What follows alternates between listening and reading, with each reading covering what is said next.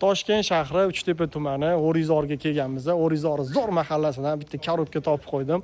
Plus minuslarni gaplashamiz. Okay? To'g'rida O'rizor Residence ko'chaga kirib kelganda ko'chaning kengligini qarang, zaxvatlari ham bor.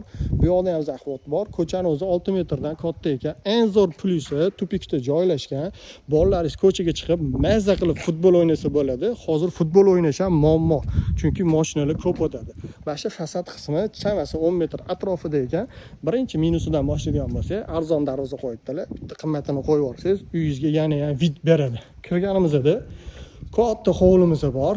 Bemalol tapchan qo'ysangiz bo'ladi, tepalarini yopsangiz bo'ladi.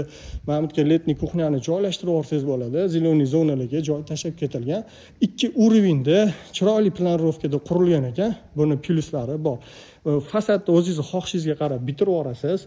Hovlini ko'rasiz, kengligini. Menga eng yoqqani kiraverishga oshxonani joylamabdilar. Qarang, kirganda katta hol, yonida zal. Mehmonlar ortiqcha yurmaydi, shunisini zo'r qilibdilar. Xo'sh, podvolimiz 60% podvol bo'ladi. Bundan tashqari bu yerdan tepaga chiqamiz. Korobkani, santexnika, elektrika qimmat ishlarni bitirib qo'yibdilar, faqat malyarka qolibdi. Bu umumiy sanuzul bo'ladi shunda. Xo'sh, bu yoqda to'g'rida spalniyni sanuzli, bu yoqda spalniy.